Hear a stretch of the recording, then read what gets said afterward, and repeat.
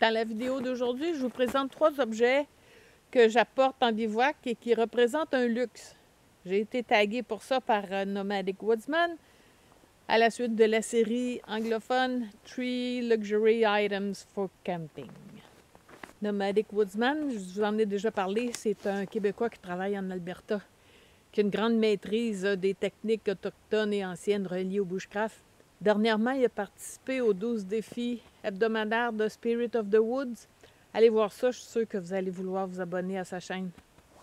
Bon, ben allons-y. Un item de luxe que je me suis fait moi-même, c'est ce que j'appelle mon protège-fesses d'hiver. Donc, je le transporte dans mon sac à dos ou à l'extérieur et je m'en sers de octobre jusqu'à la fin mai. Donc, c'est une couverture de laine doublée d'une toile légère qui est totalement imperméable. Quand je viens ici à l'abri, je l'étends sur la couchette. Ça me permet de m'asseoir en m'isolant du froid, des branches et de la glace qui est dessous. Souvent, je le pose sur un arbre tombé parce que le bois, c'est froid. Donc, comme ici, le montant du lit est très froid. Alors, quand je le mets dessus, ça me protège les cuisses. La même chose quand je m'assois sur un banc de neige. On voit ce que ça donne. Ça protège le bas du dos, les fesses, mais aussi les mollets et les jambes. Donc, ça empêche tout le corps d'avoir froid. En bivouac, avec la tente de boulanger, par exemple, je vais l'étendre le long de la couchette, le long du matelas. Et ça me permet le soir de m'asseoir sur le matelas, avoir les pieds au chaud et le feu devant.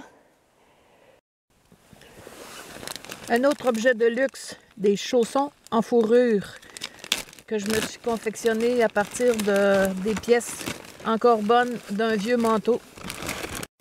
À l'intention des défenseurs des animaux qui auraient envie de protester, bon, il faut savoir que ça, c'est un manteau de chat sauvage que j'ai eu d'un ami, donc qui était usagé. Je l'ai porté pendant une vingtaine d'années quand je surveillais les enfants sur la cour d'école. Eux, ils jouent, mais nous, il faut se promener. Alors, quand il fait moins 20, on a besoin de quelque chose de très chaud. Il était complètement usé. J'ai gardé les parties les meilleures pour me faire des chaussons. Facile à coudre à la main, là.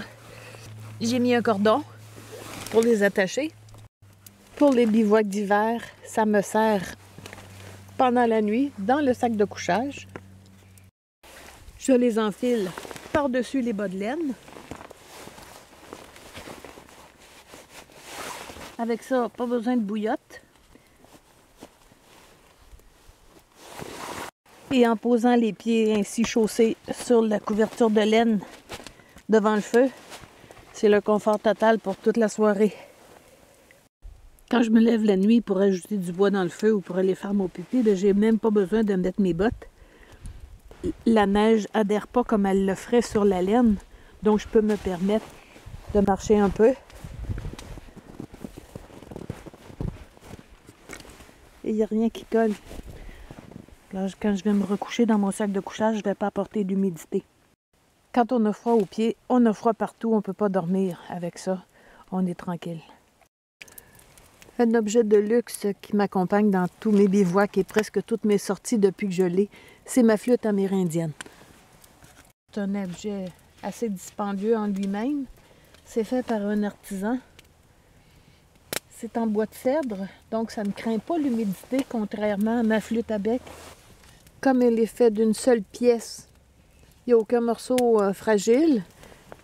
Il y a l'écureuil ici qui peut bouger et qu'on ajuste pour le son. Et il n'y a pas de trou à la partie inférieure, ce qui me permet d'en jouer même avec des gants, alors que la flûte soprano ou même ma ténor, ben, je ne pourrais pas boucher le trou en dessous. Donc, c'est un avantage quand il fait froid.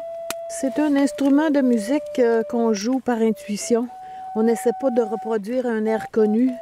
On se laisse aller, on se laisse porter par la musique. Donc, en bivouac solitaire, ça libère totalement l'esprit. Le thème 3 Luxury Items for Camping, ça circule depuis un moment sur les chaînes YouTube anglophones. Alors, Nomadic Woodsman en me taguant moi. il ouvre la porte aux chaînes francophones, puisqu'évidemment, moi je vais taguer 3 personnes qui parlent français.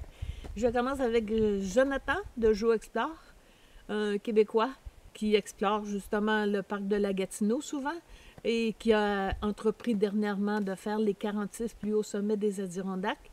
Il nous présente à l'occasion du matériel ou des techniques. Allez voir, c'est intéressant, il est surtout plein d'enthousiasme. Je continue avec des francophones. Alors, une Française, Agnès, de la chaîne Agnès Bushcraft Experience. Oui, c'est une Française qui parle beaucoup, mais on s'habitue. Puis elle nous présente plein de trucs. Elle part très souvent en bivouac avec ses chiens ou des fois avec des amis. Elle est pleine de ressources pour les techniques de bricolage. Elle connaît bien les plantes avec leurs usages alimentaires ou médicinaux. Puis parlant d'alimentaire, elle nous présente une cuisine qui est plus élaborée au fond des bois que nous, on peut faire dans notre cuisine.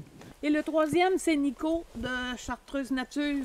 En plus de rando et de bivouac sur des sites magnifiques, il nous présente souvent du matériel en faisant la revue complète. Ce qui le distingue surtout, c'est la qualité de ses vidéos, des prises de vue, des montages absolument de qualité professionnelle. On est tous un peu jaloux du rendu de Nico.